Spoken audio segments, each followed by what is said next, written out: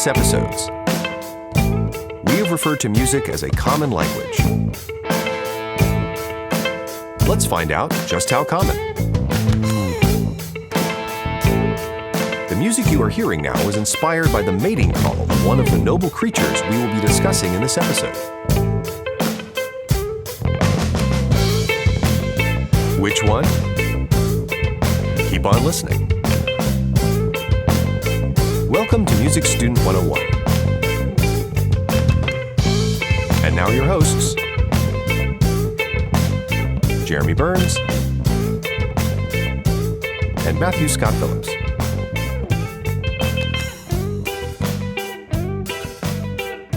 Welcome back. Welcome back to Music Student 101. Here we are back again. And thrilled to be so. Absolutely.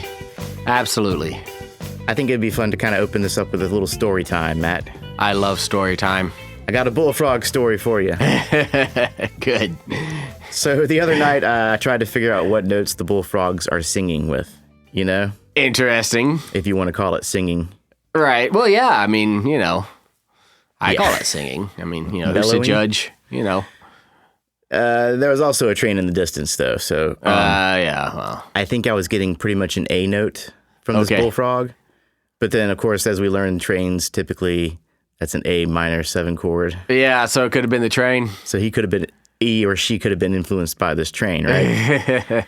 So then I started listening again to see if I can get the bullfrog again, and then all of a sudden my AC kicks on outside, which is a B flat. Yeah. So just chaos. You know, I once tried to get some nature sounds by hanging a Zoom recorder off of my deck, and, you know, I had to wait for my air conditioner to go off, and then 15 seconds after my air conditioner went off, my neighbor's air conditioner kicked on. Oh, yeah. And, you know, some teenager drove down the street with his music blaring, and it's so frustrating to try to get. It's not a world for a sound recordist. No. Uncontrolled environment. Not good.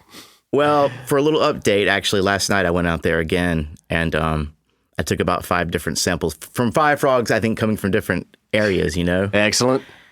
And sure enough, they were all kind of in between A and B, you know? Oh, so... But maybe a little on the lower end.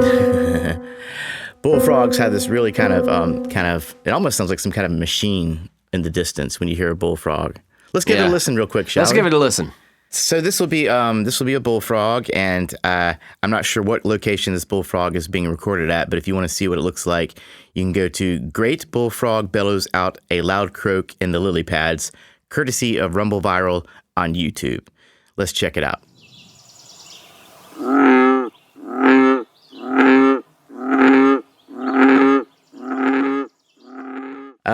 Now this bullfrog was actually somewhere between C and D. Okay. In this recording. So maybe it's a regional thing. I don't know where, I don't know how it is where all of our listeners live, but here in Alabama, bullfrogs are just, like I stopped even noticing that sound when I was a kid, you know? It's just so, especially in summer, it's just so synonymous with just night sounds here, you know, that... Yeah, man, and they can, you can hear them from up to a kilometer away. They're really... Oh, yeah. Kilometer? Kilometer, tomato. Tomato. So anyways, I just thought that would be a fun little way to come into it, you know? Oh, absolutely. I've always enjoyed the idea of going out and trying to find music in the other sounds in the world, you know? Especially... you and John Cage. Yeah. Me and John Cage. So, Matt... I think you were saying that you believe music to be a common language at one point in past episodes. That sounds like me. Yeah. You still believe that, don't you? Oh, sure. Yeah. On episode 119, we discussed cats and dogs. I recall, yeah. These days commonly referred to as our fur babies. Right. Cows, dolphins, whales, fish, and primates were all covered in the first animal. Yeah, that was a lot. Yeah. And we have much more to come. But first, a little social section. We have a new review, actually. We do.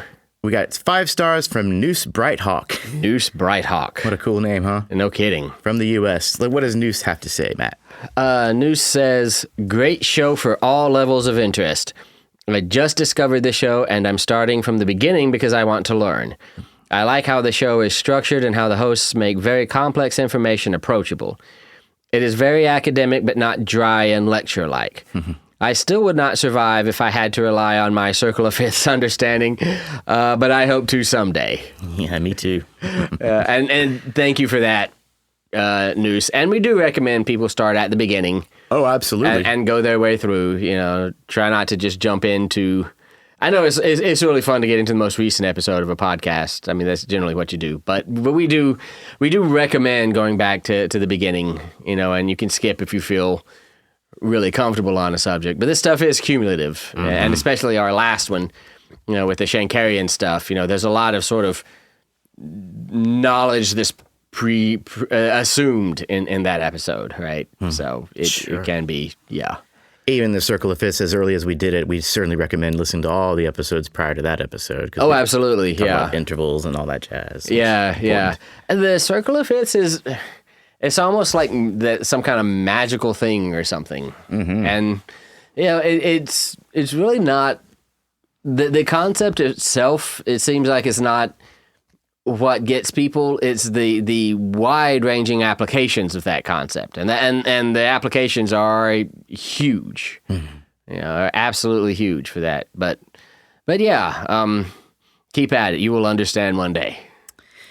But thank you for the review, Noose Brighthawk, because that helps us to boost our presence and indeed get the show out there. Yeah, get it to more people. Spread the love, spread the music, spread the knowledge. And now, if you want to support us, you can do so on our website. We have a donations page. We do. Where you will find a PayPal, and maybe we should probably put a Venmo up at some point. Yeah. And Patreon. Indeed. The Patreon people can subscribe for $1 monthly subscription and get into the page and be able to see our bonus content. All our fun extra stuff, videos of Jeremy playing some of our theme music things, and yeah. And then the $3 to $5 people, or $3 to $4 people, I guess, donators can get a special little Music Student 101 coffee mug. Which is awesome. I have like 3 of them. Yeah. And the $5 people can get their own special episode. Right, where we will answer your music theory question specifically in no less than 15 minutes. No less than 15 minutes. And so today we're here to talk about another Patreon patron, a new Patreon patron. Excellent. Ryan Hall from Chico, California. Very lovely. What does Ryan say? Ryan says, I love music, play music, and want to know more about music theory. I listen to lots of stuff, mostly music falling under the umbrella of metal. As my tastes have developed, I'm always wondering what is going on when certain sounds catch my ears. Everything from jazz to musicals to opera, symphonic, all that stuff. Do you guys have a recommendation for a book that covers the history of Western music? I have a lot of why and how questions about music. Why a 12-tone scale? Why only 7 letters for 12 tones? How were instruments developed, etc.? Or if not a book, a good resource that goes over that kind of stuff. Keep up the good work. I love the pod, and I hope to someday get a grasp or at least enough understanding to act like I know what I'm talking about. Well, if you get enough understanding to act like you know what you're talking about, they give you a doctorate, and then, you get to go forth and, Ryan, that's a good point. Why only 7 note names for 12 tones? Why couldn't we have gone all the way up to... Why just not A, B, C, D, E, F, G, D... H, I, J... I know my alphabet. I think A, B, C, D, E, F, G, H, I... Yeah, and just all the way up to 11. Yeah. Well... It goes all the way back to something in the Middle Ages called the divine monochord. And so the notes that we had were not actually arbitrary, and they did not actually come in the order that we now perceive them. And so what happened was when we strung a string along a very large, think 7 or 8 foot, piece of wood and plucked the string, we got a note.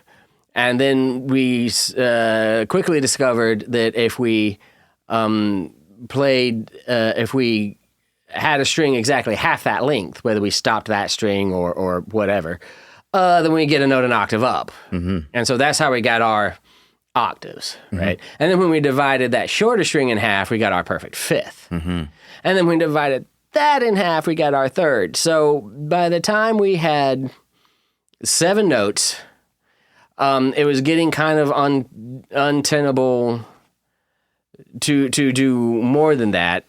And so anytime someone would sing a note in between the 7 that we had created, it was called an accident. Hence the term accidental, right? Okay. So we started really with only 7 notes that we could sort of sing in tune and harmonize together. And of course, this was in the Middle Ages, and we're talking about monks, so all sort of divine qualities were assigned to these 7 notes, right? I mean, we still call the octaves in fifth perfect, right? You know, the perfect division. And then later, you know, we got equal temperament and we could do whatever we wanted. But, you know, to begin with, we started out, those 7 notes were the ones that were still remaining in tune, right? Like that third was already a little bit out of tune, right? And the second was kind of super out of tune. Yeah. You know, and then the 4th, 6th, and 7th were just inversions of you know, so it kind of came across like that. Those notes just kind of came along first. As far as resources, the Norton Anthology of Western Music is great. Yeah. So Music and Appreciation. What is it? By Cayman? Camian.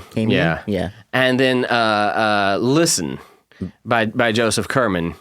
Those are basically music appreciation textbooks. Okay. And they will do a lot with the history, like composers and development and things like that. To get into the actual theory, you're going to have to probably look at something like something with the word theory in it, like the history of music theory. I would Google something like that. Yeah. You know, or you know, to start, you know, you can always research the source material yourself. You know, the books by Giuseppe Zarlino and Fuchs that we've talked about before, you know, things like that. But to get a good overview, I would look at something like the history of Western music theory, or something like that. Makes sense to me. Yeah, that's going to be less composers and dates and times, and more, you know, how music theory developed along the years. That's what it sounds like he's kind of interested in. Right, or just, yeah. I mean, the history of Western music, that does sound, he said he took a music appreciation course. You know? Sure, yeah. So, and then you got, first came the Middle Ages, and then came, Josquin and the Renaissance, and then came, the Baroque with Vivaldi and Handel and Bach, and then came Haydn and Mozart and Beethoven, et cetera, et cetera, et cetera. Get as far as you can. Yeah, right. Well, I hope that helps, Ryan. And I know that you're helping us by being on Patreon. Thank you so much. Thank you very much. And now let us move on to our listener mail. Listener mail. Love it. Okay, we have an anonymous listener from Australia here. What do they have to say? Hi there, Matthew and Jeremy. I am an Australian musical theater performer and dancer by trade. Mm-hmm. I am late to the punch with your podcast, but I have to say I think it found me at the right time. As a dancer playing catch-up with music theory, all I can say is thank you for creating this podcast. Well, thank you for listening. Yeah. I just scrolled up to see if it was still going and sighed a massive sigh of relief to see that it is. Yeah. Too many great podcasts finished too soon. So true. I hope it is still bringing you joy and that the love and creativity is still flowing. Just know there is a 20-something Australian dancer starting her music theory journey with you both, hanging on to every word right from your first episode 8 years ago. It is nice to know that there are very accomplished and knowledgeable musicians thinking of the little guys. Many cheers and endless thanks. Well, thank you so much. It is still a labor of love for us. We still do this so as to be disseminators of music knowledge. And we hardly think of you as the little guys. We think of you as the people who keep us doing this. This is what we're doing it for. She said 8 years, and I was like, I think like the last time we had last episode, we said we'd been doing this for 6 years. And yeah, is it 8 years? I think, yeah, it is 8 years. So wow, does time fly when you're having fun? It sure does. I think it hardly seems like 8 years. Wow, just And yes, we still enjoy this. Absolutely. It's the highlight of my month. And, Absolutely. We plan on doing this as long as we're around. As long as we can. We've said this before, but this podcast is a slightly more organized version of what happens when we're just hanging out. Yeah. So there you go. So I imagine we'll do this into the foreseeable future for sure. Now, I think this is kind of cool because this is a dancer who wants to learn about music theory. Absolutely. And when I think about it, why wouldn't a dancer make a fantastic musician? They have rhythm all in their body. Yeah. They already have rhythm in their body. Absolutely. You know? Yeah. I had a professor once, this was at doctoral school, and some of her research had been on music and dance and the correlation between music rhythm and dance rhythm. Her name was Dr. Rebecca Simpson Litke, Litke. You know, if you're really, really interested, you might want to try to look her up. Oh, cool. Because that was a big part of her research. Huh. So, yeah. Very nice. Well, we do appreciate that. And it's also cool to hear from our younger listeners as well. Yeah. Not to take anything away from our older listeners, but we just get a majority of emails from the older listeners. They email more. Who are at a point in their life where they're like, okay, I just want to get to know music better. You know, I've done all this other stuff. I'm retired. I'm ready to. Do you think that if we had like a Music Student 101 Instagram, we might get more feedback, you know? Or a TikTok? Or a TikTok, yeah. I'm sure. We need to get on the TikToks. We need to work on our choreography, Matt. maybe no one wants that. Our Australian friend can show us some moves. Yeah, maybe she could show us how to use TikTok because we're old. Exactly.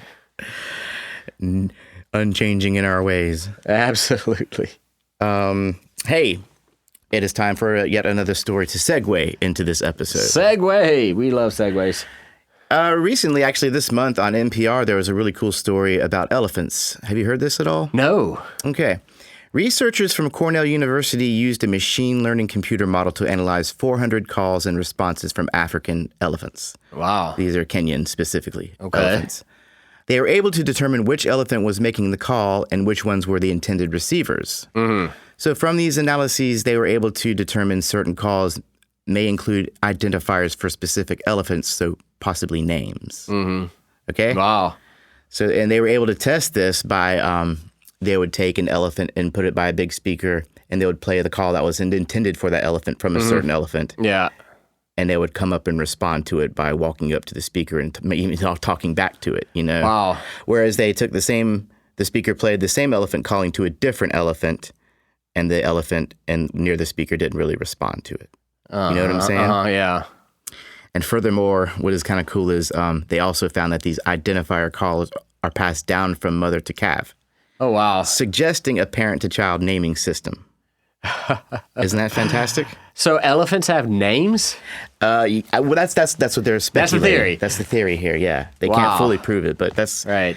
There's so much information coded into these low rumbles that travel so far. Yeah. Many of them are subsonic, like we couldn't hear them Right, without yeah. special equipment. Yeah. You know? But I just thought that was remarkable, and I was like, you know what? We need some light veggies after the After the Shankarian analysis episode. the meat and potatoes of the. So we got a little story time episode for you all around. Love it. Right? Love it.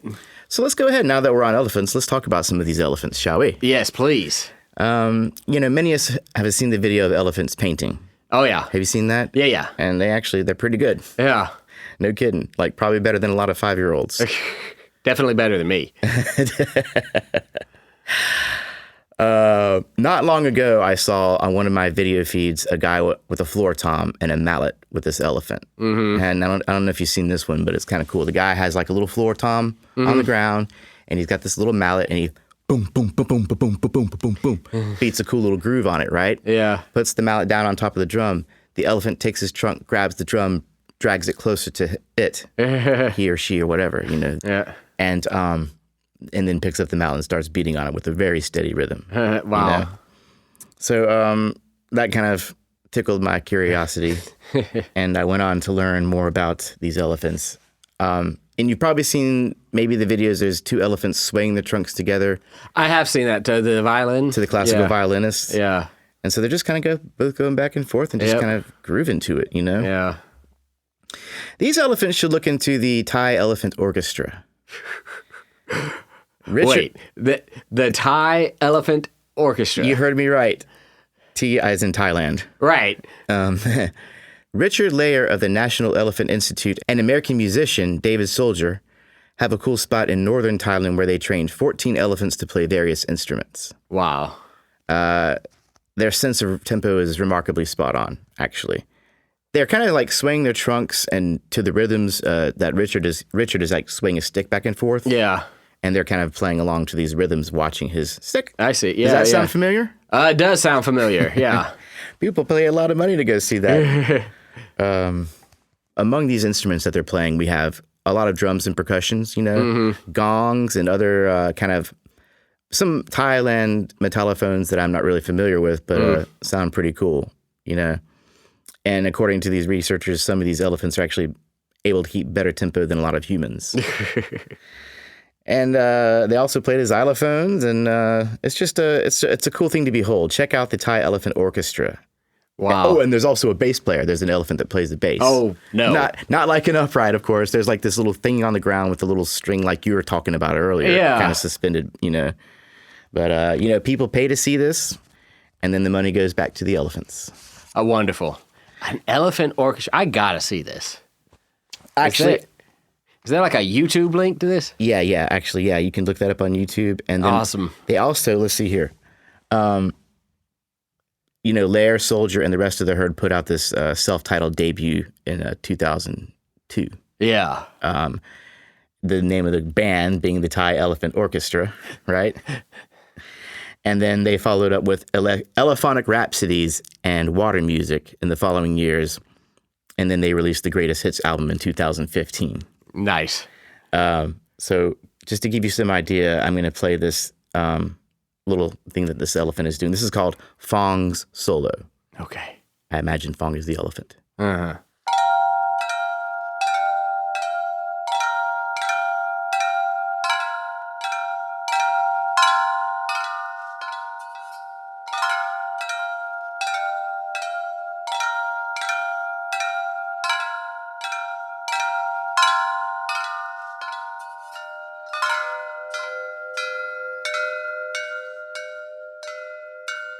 Now, of course, that's the gist of it. Yeah. This is a solo. They have pieces that are quite, more full in texture. But check out that rhythm. Check out the rhythm.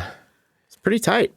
It is. That metallophone, I'm interested in what it is. It sounds almost like a gamelan type instrument. So I probably should know what it is and just don't remember. My brain these days. I'm getting old, as we've established. If you watch the video, you'll see all the cool instruments because they designed these instruments for the elephants. Okay, yeah. So I think some of them were just makeshift, and then some of them actually might have been proper metallophones. Yeah. Like xylophones. They do have xylophones. Yeah. I just thought that was amazing, and I hope we can get away with playing that on the show. Hopefully, Fong is a little more forgiving than Lars, Metallica. We'll see. Could you imagine if Fong sent us a cease and desist order? I would take it pretty seriously. Yeah. So I just think that's pretty amazing, and it just kind of opens up your idea. It opens up the possibilities that. It makes me wonder where along the intelligence scale music really begins. Because it's kind of well known today that elephants are really smart, right? They're some of the smartest creatures on the planet. They never forget. Yeah, there's a whole thing about that too. They remember where water is across seasons and stuff. But it's pretty well known that they're smart enough to, not just have a certain level of cognizance, but even have a certain level of emotionality. They seem to mourn for their dead. They raise their children. They name their children. They have names apparently. Yeah. So it makes me start to wonder, like, where what level of cognizance does the idea of music begin? You know, I mean, is the idea of music something that's present at all levels of cognizance, or is there a level of intelligence, a level of cognizance at which, you know, music becomes a perceptible thing for a creature, you know? Yeah, I mean, like when I was practicing for my show last night, just yesterday, I was in the room playing along to some songs, and had my bass nice and loud in the room, and Uncle Biscuits, my cat, was just kind of sitting there watching my fingers as I was playing the bass. Right, yeah. My cats just sit there and stare at things all the time. Yeah, but anything moving will attract his attention. But she wasn't annoyed. She didn't get up and walk out. You know, she stood there and with her little eyes squinted and was just digging it. You know. Yeah. Anyways, speaking of intelligence, right. You know, unfortunately for our rodent friends, whenever it's time to test something for eventual use on people, they are the first in line. And it's because, alas, they're so biologically similar to us, that you can test something on a rodent and have a reasonable expectation of that result being transmitted, same in a human. I mean, frankly, I think we owe them for their sacrifices to our medical advancement. You know what I mean? They still can stay out of my house, though. Yeah, we're not going to let them in and give them cheese. No. Well, there's been recent interest in the use of music in healthcare, of course. Oh, yeah. Matt, what are some advantages music might have over prescription medication, in your opinion? Might have over prescription medication. For one thing, it's an anxiety reducer in and on its own. Its side effects are all good, right? Yes. I mean, side effects might include, feeling relief from emotional tension and community. The feeling that other humans relate to you. So side effects is a anxiety reducer. It is a mind opener. It kind of makes it more difficult, I think, to obsess. Right? Because maybe it's just because you have something to obsess about when you're playing music or listening to music. That's interesting. I see. But I feel like it makes it more difficult to obsess about things and stress over things. To that, I would add that compared to prescription medication, it's relatively inexpensive. It's also free. Yeah. It's easy to administer. You can do it yourself. Yes, you can play it for somebody. You can push a play button. You don't have to worry about injecting it into your system. And like you were saying, really no side effects for music. Yeah. We say at a rock concert, that guitar solo melted my face. But it didn't really melt our face. It's a metaphor. Yeah, that's a metaphor. Now, if you're watching some of these pharmaceutical commercials, they actually in the disclaimer say, might melt your face. Might melt your face. Side effects may include death. Like, have you ever listened to how many of those the side effects actually do include death? Yeah. So, like the chance of death is not zero. They try to downplay it. But it's kind of scary. You get this little itchy patch on your arm and you're ready to take a medication that might kill you for it. Seriously. But anyways, we digress. Yeah, we're old. We complain about medicine. We ramble. We ramble. And people review us accordingly. Yes, they do. Okay, so in 1998, a study by Francis H. Rauscher, Desix Robinson. Oh yeah, back to rodents, by the way. Back to rodents, yeah. In 1998, a study by Francis H. Rauscher, Desix Robinson, and Jason Jens from the University of Wisconsin determined that exposure to certain types of music can enhance their maze learning capabilities. I read about this. Oh, yeah? Yeah.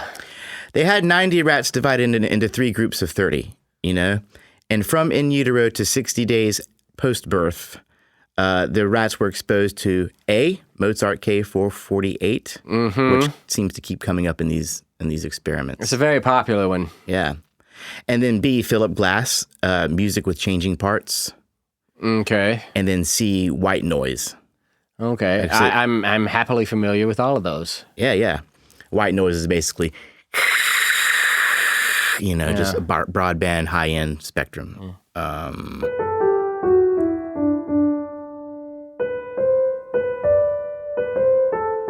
Something like that. Is that the Mozart? Yeah, it's something like that. Okay.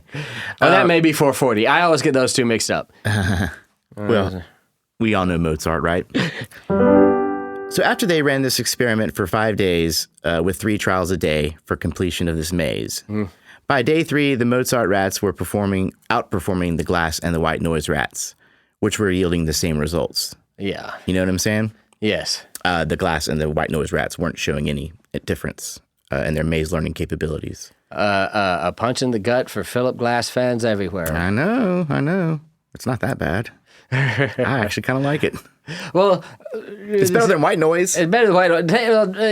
Look on the bright side. Us Philip Glass fans, I'm a Philip Glass fan. Look on the bright side.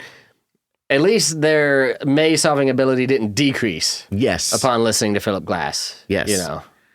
We're going to learn a little bit about the relationship between mosquitoes and Skrillex. I can't wait. Yeah. But anyway, the Mozart rats completed these mazes in less time with fewer errors, after this trial period. So there's a study on the behavioral effects. Right. Right? Yeah. Depression is the most prevalent psychiatric disorder worldwide. Yes. The most common cause for depression is stress. Yeah, I can buy that. Okay. So now we're kind of getting into the neurochemical kind of world here. Yeah. In 2023, a group of researchers from Minzu University in Beijing, China, ran a study that suggests music prevents stress-induced depression and anxiety-like behavior in mice.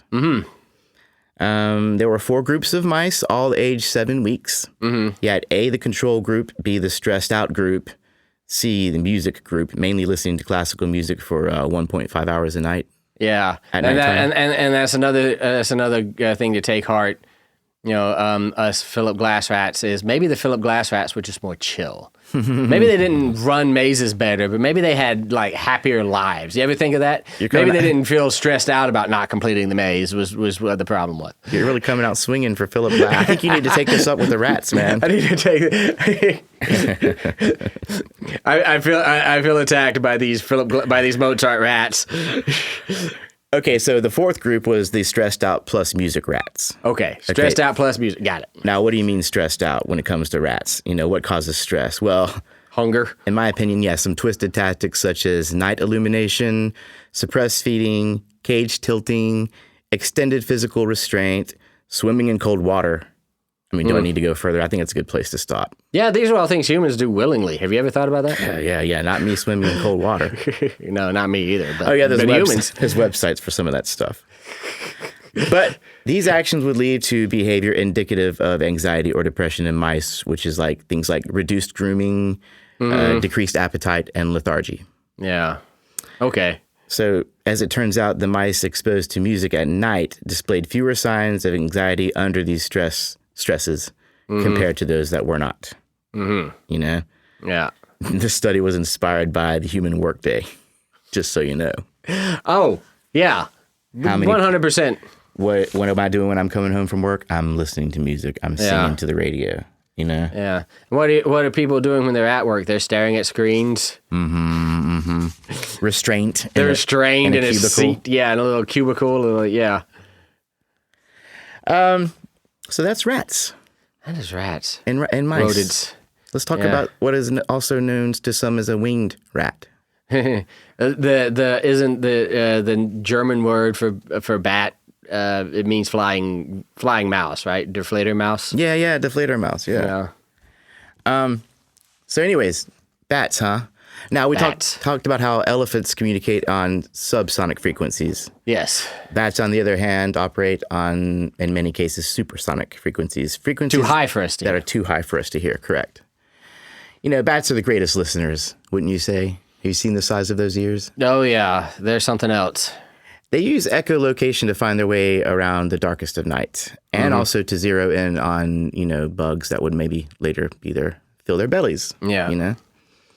And they make calls. So how this works is they make calls which radiate outward and bounce off nearby objects, and then return back to their listening ears, giving astounding detail about their surroundings. You know what I'm saying? And by astounding, like we mean astounding. Like comparable to sight. Yeah, comparable to sight. Because don't they have like 1,000 times more receptors in their brains to pick for hearing or something like that? Oh, that wouldn't surprise me at all. Yeah. That wouldn't surprise me at all. You see how close they come? Like we have them a lot in Alabama. And, Oh, yeah. And they come down. They get pretty close to you, but they always miss, you know? Oh, yeah. I mean, they know you're there. Nine times out of Yeah. They're just not afraid of you, those things. Mm-hmm. Yeah. Welcome to, yeah. We're making such a great pitch for Alabama this episode. Bullfrogs, bats, rodents. And we haven't even gotten into the spiders yet. Yeah, right? Yeah. Oh. We'll talk about that later on. All right. Yeah, Excellent. Totally, actually. Because I had a funny spider thought. But back to bats. You know, we can hear a frequency range of about 20 hertz to about 20,000 hertz. Right? Correct. 20 kilohertz. Yep. Basically, a 20 kilohertz range is what we can hear. Yeah. As humans. And once you're as old as us, it's more like 18 or 19. Mm-hmm. I'm starting to feel old, Matt. You're like 1 year younger than me, too. I know. I'm just complaining more, apparently.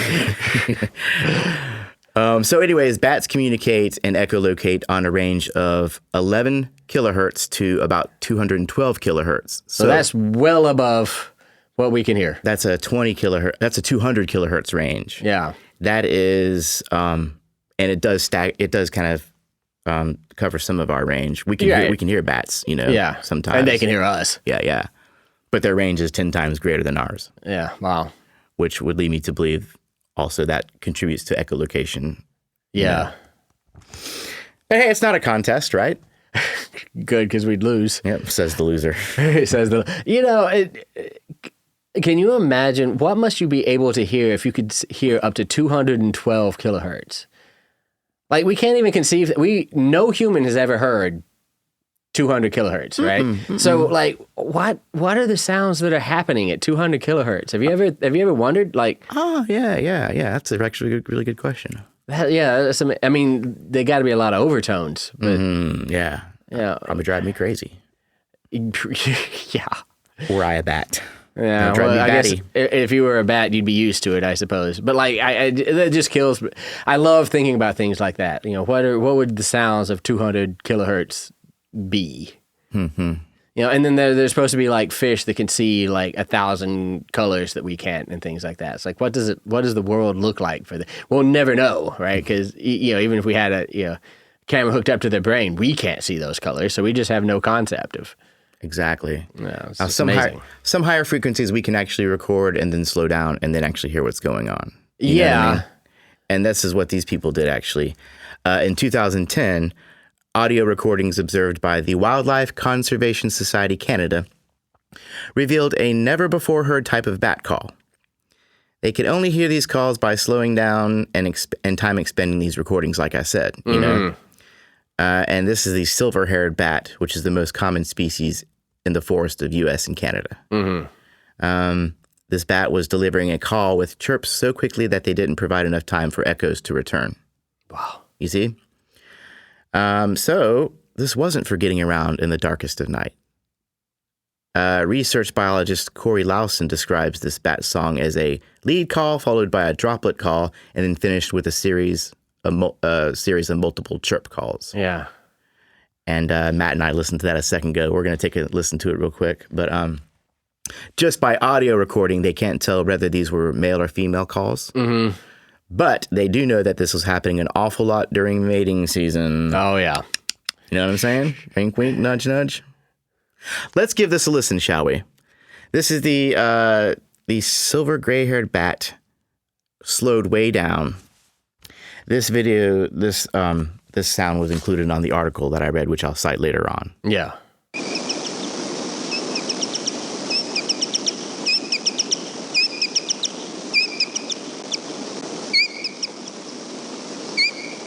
So it's like, wop, up, up, up, up, wop, up, up, up, up. Sounds very bird-like. Sounds very bird-like to me, yeah. Just like but just in its natural. That's slowed way down. And, Yeah. You know. It's probably like several octaves Yeah. lower than what the bat was doing. Who knows? Yeah. But still amazing, isn't it? Oh yeah. Yeah. Really fascinating. Because we know birds use calls for a multitude of purposes. Right. Right. Now, did you know, Matt, that the crocodile is kind of one of the ties that bind the dinosaurs to the birds? I've heard that. I've heard like or reptiles in general. Yeah, I've heard that the alligators. I've heard that alligators and reptiles are like one of the closest things still living to the dinosaurs, right? Like we think like that's probably the closest thing to a dinosaur that still exists. Is like either a crocodile or alligator. And you know, there's that link. You know, I mean, some people today think dinosaurs had feathers. You know, you know that they were really more bird-like than reptile-like. Right, right. You know. Well, you know, there's not a lot of research on reptiles in music, not based on my research, actually. But in 2018, researchers at the Ruhr University in Bochum were at least curious enough to hook 5 Nile crocodiles up to MRI for several days, you know, which is easier said than done, I imagine. Oh, yeah. And why a crocodile and not a snake or a lizard? Going back to what you were saying, Matt. Yeah. The crocodile is a bit stubborn in its evolution, which hasn't really budged a whole lot over the past 200 million years. In fact, according to... I mean, I guess if it ain't broke, don't fix it. I guess so. I wouldn't tell a crocodile if it was broke in the first place. Right. According to researcher Mehdi Berrouzi, they constitute a link between the birds of today and the dinosaurs of yesterday. So these analyses can provide a better understanding of the evolution of the nervous system of certain species when comparing them, you know? Yeah. One of the many differences between birds and crocodiles, however, is that birds use their songs all day for a variety of purposes, as I mentioned earlier. Crocodiles don't really have a song to speak of, and they don't show a lot of emotion. Even when it's a crocodile smile, it's just a crocodile with his mouth shut. It just looks like a smile. You know what I mean? So hooking up these Nile crocodiles to MRI was the best way to see how they respond to music. And this is the first published incident of MRIs on crocodiles, by the way. Yeah, kind of cool, huh? Speaking of like dinosaurs and birds, did you ever see the movie Godzilla in 1985? Oh, wow. Yeah, yeah. Remember they ultimately defeated Godzilla by using like transmitted bird call to lure him into a volcano. Like, yeah, he followed the bird call up and fell into a volcano. I can't believe you remember that, man. Yeah, I can't believe I remember that either. See, you're not that old. Except that you were around for 1985 to watch Godzilla in 1985. Well, see, like the name of that metallophone, you know, the stuff like that's actually useful. Yeah, that I forget. The movie Godzilla 1985. No, I remember a great amount of detail about that. Like, but good point. Good point. This is with this little bird dinosaur link here. Godzilla being a theoretical dinosaur. Being a or dragon. I think they deliberately are vague. Like, you know, they don't ever actually tell you exactly what Godzilla is because they don't, you know, want to pigeonhole. You know, he hangs out with moths and Rodan. That's a bird, kind of. Yeah, I think he didn't. Well, yeah, I guess he did. There was times where they teamed up, and there was times where they fought each other. Where they didn't. Yeah. Yeah, he had a kid too at one point. There was a movie called Son of Godzilla. That was a cute one. But we digress. Seriously digress. Okay, so it turns out that the brains of birds and crocodiles show very similar responses to the Brandenburg concerto versus a simple frequency emitted from a tone generator. I wonder what they think of the Brandenburg concerto. I think they like it. Yeah. You know, this is a curiosity because birds create and respond to their own sophisticated music, right? Right, yeah. Crocodiles, not so much. Not so much, yeah. You ever heard a crocodile song? I think it's kind of like...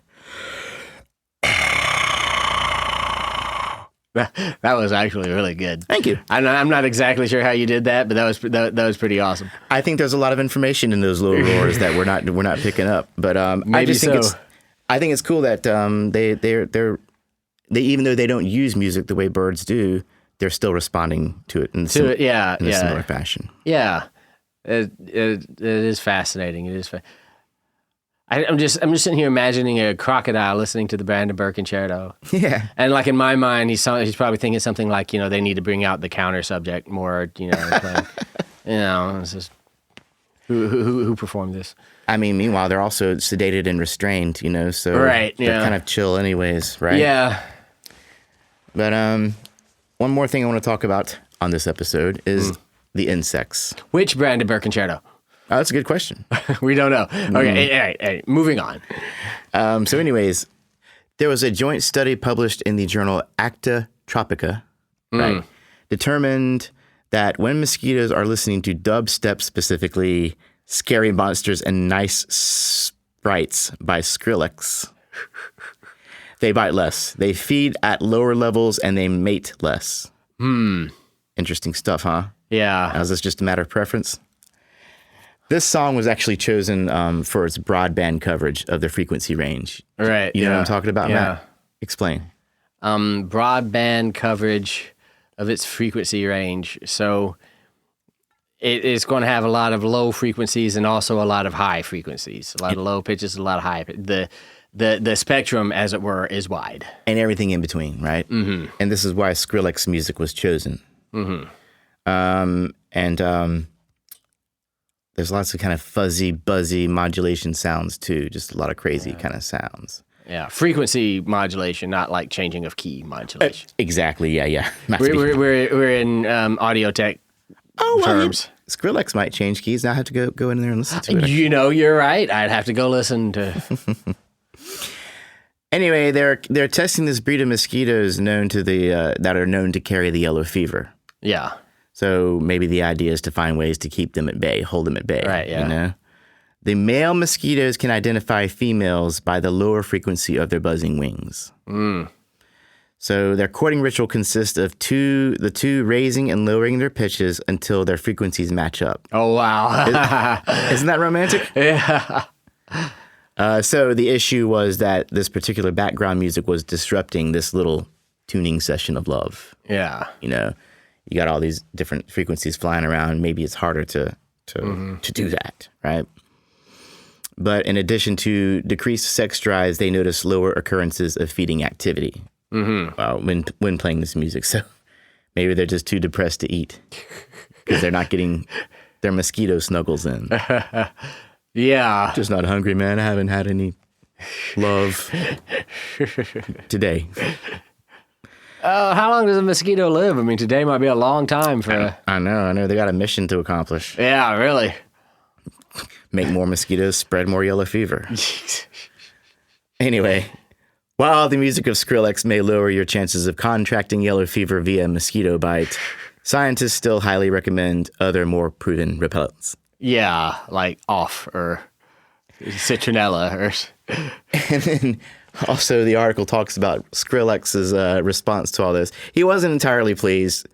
He was kind of like, okay, enough of it. Because people would put him on blast in social. Hey, man, playing for any mosquitoes lately? How are they liking their music kind of stuff? And he's like, okay. And if I was Skrillex, I'd be like, you know what? If one species doesn't like my music and it's the mosquitoes, you know? Yeah, I mean, that's a great marketing. Keep the mosquitoes away. Listen to me. I mean, you know. Yeah, he kind of embraced it at some point, but I think he just kind of got annoyed, you know?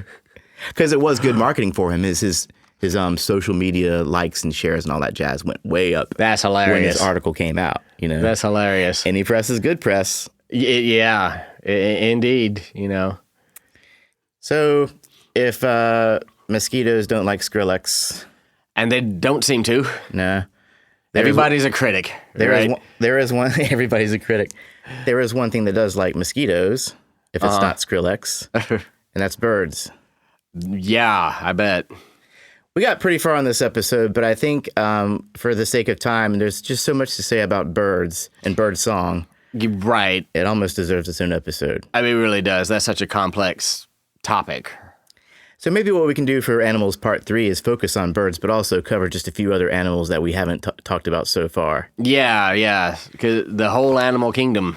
It's not fair to say we covered insects if we've only covered mosquitoes. That's unfair to all the other insects. Yeah. So if any of you listeners have any ideas that you want to hear, please send them in to info@musicstudent101.com. Absolutely. And maybe we can try and cover some of those. Absolutely. Happy to. Jellyfish, yeah. What's the effect of music on jellyfish?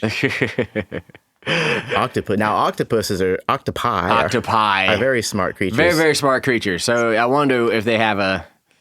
And talking about that whole color thing you were saying. Yeah. They got that thing down, They got that, too, yeah. Different episode, different podcast. Yes, a whole other... Yeah. Animals Part 3. I'm already excited for it. Me too. And what else before we get out of here? Please support your Philip Glass loving rats. Yeah. And even your Skrillex hating mosquitoes. And even your Skrillex hating mosquitoes. Because come on, don't judge rats by their taste in music. That's not right. When you brought up spiders, I was thinking to myself last night. I was like, I wonder, does like a Beatles spider build a different web than a Rolling Stones spider? Yeah. What effect would the music have on their web building capabilities? Or a Grateful Dead spider, maybe it's a little trippy. Maybe it's a little kind of more it's like it's like got all these circles within circles and stuff. It looks kind of tie-dye, the Grateful Dead spider. Meanwhile, like the Motorhead spider it's like a perfect square or something. Yeah. You never know. We're going to find out. Yeah, I suppose so. We're going to find out because we do know that under the influence of certain substances, spiders, you've seen the LSD spider and the marijuana spider and how they changes their web building from their normal web building, right? Yeah. So why wouldn't music affect, if it can have those kinds of effects on a spider, then I mean, our brains are a little more sophisticated. Yeah, granted. But it definitely has some effect. Mm-hmm. Yeah. I do want to give a nod to one thing that inspired this whole animal series was I listened to episode 64 from 20,000 Hertz. Yes. And that's 20,000 Hertz spelled out TWENTY 1,000. Not this numerical. Not the number, but the words. Exactly. Yeah. And their host Dallas Taylor does a really good job. It's just about a 30-minute episode, and he talks about bird song and a lot of things we're going to be covering also in that episode. But yeah, we're a fan of this podcast for a lot of reasons. Big fans. And but also I just want to give a shout out because this was inspired by that. And there's the coolest thing. They have some really cool stories about some of these birds and their calls. And one of the most amazing things is they have a recording of this bird called the lyrebird. Yeah. And it does a chainsaw, it does a camera snap, and it does a siren. Now, a siren, you can imagine a bird pulling off pretty well. Yeah, but a camera snap. But this chainsaw sound, man, you just got to hear it. Maybe we'll bring out those examples on our episode. But go to his episode first and listen to it because it's definitely worth checking out. That's one crazy bird. Yeah, lyrebird. So yeah, a lot to say about that. Anyways, before we get out of here, I would like to cite some of the articles that we pulled up. Let's do that. First off, we had 7 scientific studies about how animals react to music by Meredith Danko on mentalfloss.com.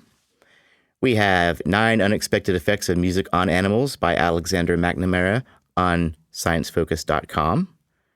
And then improved maze learning through early music exposure in rats was the release of a study, like I said, by F.H. Rauscher, Katie Robinson, and J.J. Jens. That's on PubMed.com. PubMed.com seems to be a place where you can just read the straight up articles with the abstracts and all the really... The primary source. Really stuff. Detailed about the study. A lot of details. Hard to read through, honestly. Yeah. Because I'm not a scientist. Oh, me either. And we also had music prevents stress-induced depression and anxiety-like behavior in mice. Also a study on the same... actually, that was on nature.com by... Qiangfu, Ryukyu, Li Chen, Yuwen Chen, Wen Qi, and Yang Cheng. Very nice. Chinese scientists. Yeah. Out of Beijing. And then we have Bats Can Sing, and These Species Might Be Crooning Love Songs by Jason Bittel on nationalgeographic.com. Love that one. You got to. Yeah. Crocodile and Brain Scanner Reveals Reptiles Respond to Music by Kristen Hugo on Newsweek.com. Nice.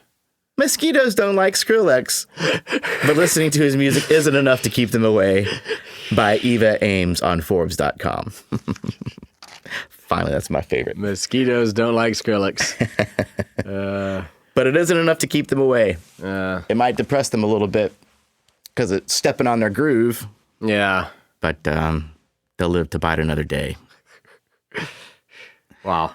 So we hope you enjoy that episode. And these are some of my favorites. I love researching and absolutely learning cool things about. Yeah, like it makes me wonder about where on the spectrum of cognizance does music begin, and it maybe kind of makes me feel like music is there. So like across, no matter the intelligence of the creature you're talking about, there's a music response. Mm-hmm. It's when you reach a level of intelligence that you start becoming sort of aware of the musical response and replicating it, like the elephants or humans or, Yeah. Or making music to make music. Now, of course, the elephants, they're trained, to do this. Yeah, but they have to have some kind of musical perception for the training to take, right? Yeah. Mm-hmm. That's a good point. Good point. Yeah, so... Yeah, just fascinating stuff. Absolutely. That means music might be the one of the first gateways into self-awareness. That's kind of what I'm saying. That also in being like just a broader band communication for. Hey, look. Okay, dig this. Now I'm going to get a little bit far out here. Okay. Yeah. Okay. But if we now have AI learning capabilities as we do, yes. Why couldn't you run all these sounds from different animals through a machine, through a processor, have it analyze them, and then finally eventually develop like or learn a language, Yeah. Do you remember that episode of The Simpsons where like Danny DeVito comes back as Homer's brother? Oh, yeah. And he devises a baby translator? Yeah, I remember that. Well, that could, honestly, I can imagine being alive to see the day that kind of thing actually occurs. With dogs, cats. Wow, that would be incredible. Elephants.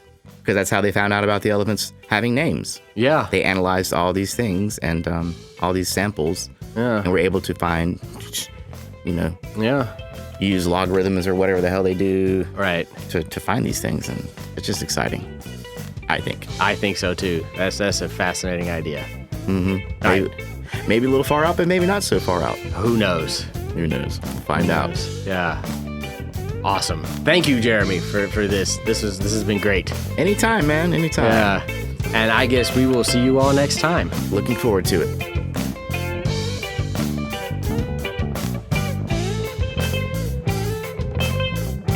Thanks for listening. If there are any other animals you would like to hear us cover in a future episode, be sure to write us and let us know.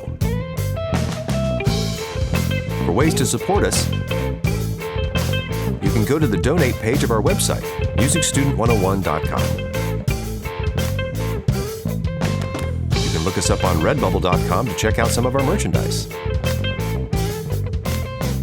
And for questions or comments, you can reach us at info@musicstudent101.com.